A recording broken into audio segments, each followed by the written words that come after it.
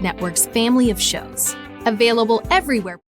Hello everyone and welcome back to the GSMC Fantasy Sports Podcast, brought to you as always by the GSMC Sports Network. We are in the home stretch of today's show. And we are switching over to the IDP side of things, switching over from this very weird, controversial QB room to some fascinating defensive players. And this guy is one of the best in the league. Kind of came onto the scene a little bit unannounced, so to speak. He really ascended to become one of the better corners in football and one of the most important corners in all of football.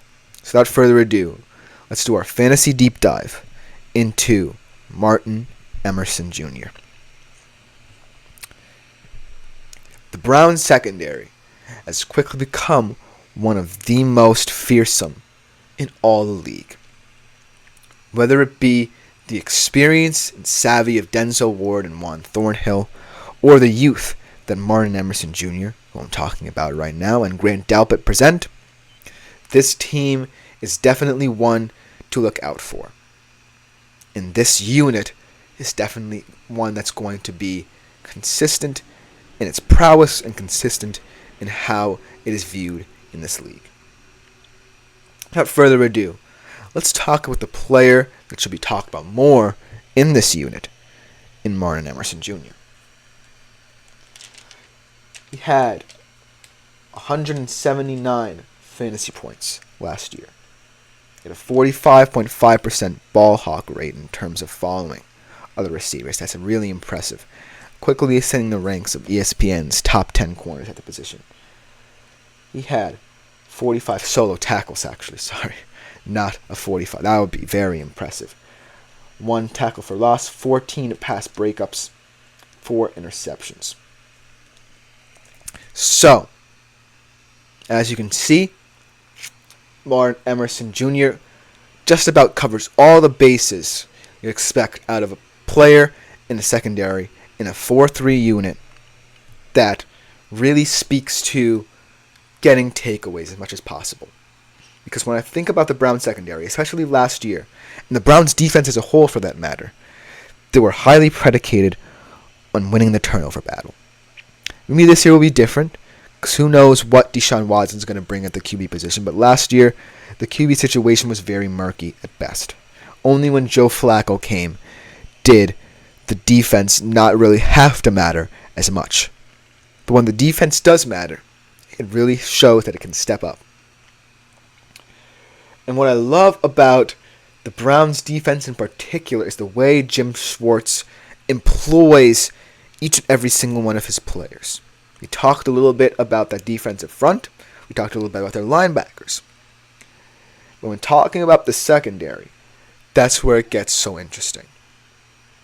Because the Browns secondary is so predicated on being so solid in coverage that people forget how good they are at switching in and out of them.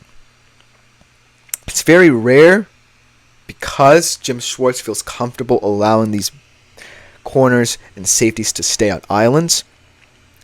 But when the Browns do employ these corners and safeties in different ways, when they're scheming up blitzes, that's where the Browns secondary really impresses. That's where Martin Emerson comes into play.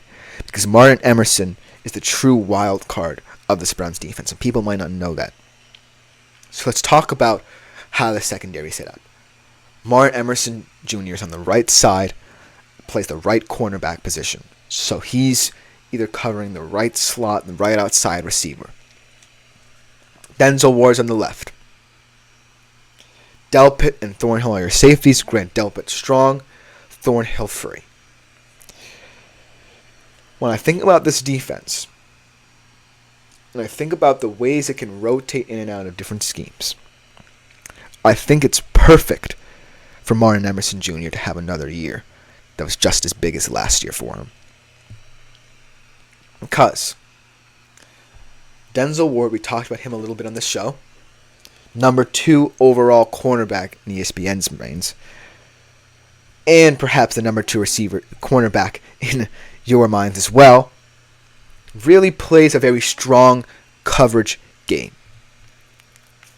He really plays the game of football almost as if he's covering every blade of grass. He's in every blade of grass corner. That being said, Denzel Ward is also a very solid tackler. So, when I think about when the Browns bring the house, I think of Denzel Ward as the kind of guy who's going to be in and around the play on, say, later downs. Now, how does this affect Martin Emerson Jr.?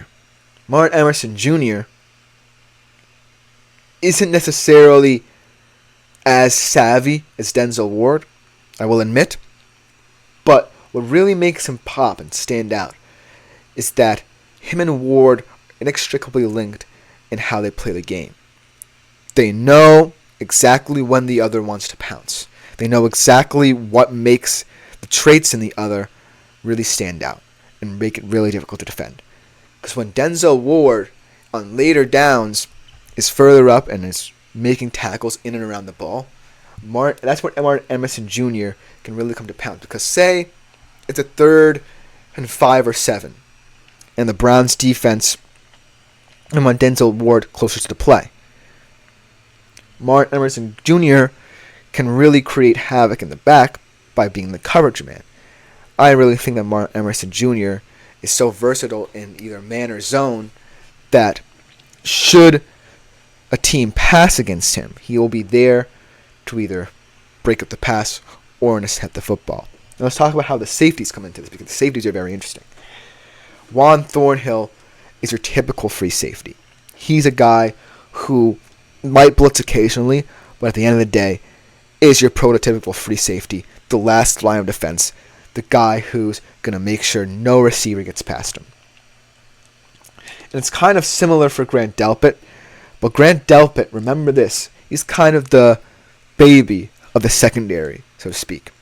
He's kind of the young guy who hasn't really been in the league. He has been in the league actually for longer than people think, but the reason I'm calling him the baby of the secondary is that he's not had as much playing time as some of this group. Now, I don't necessarily think that's a hindrance to him because I still think he's a solid cover safety. But I really think Grant Delpit, should he be someone who blitzes a lot and comes up in coverage, really allows Martin Emerson Jr. the ability to really stand out in this system. And so, thinking about the Browns' safety depth and how it impacts Martin Emerson Jr., I really like Martin Emerson Jr. on an island by himself. I think it's weird to say that you would want a corner on an island and have him in such an isolated situation, but Martin Emerson is just that good at understanding that he is now becoming more of a cover man, whereas Ward will have more opportunities to be an on-ball kind of guy in later downs. Now let's talk about how this all relates to the front, because the front is getting a lot of attention. Deservedly so. The front is perhaps the most fearsome in the league as well. And so, all of this will be rendered a moot point if the front really does its job and does it well. And when you think about the Browns front, you'd find no concerns with it because Myles Garrett's so good. He finally has some running partners in Zadarius Smith, Dalvin Tomlinson. And I really think that the Browns front sets the tone more than the Browns secondary. That being said, if Martin Emerson Jr.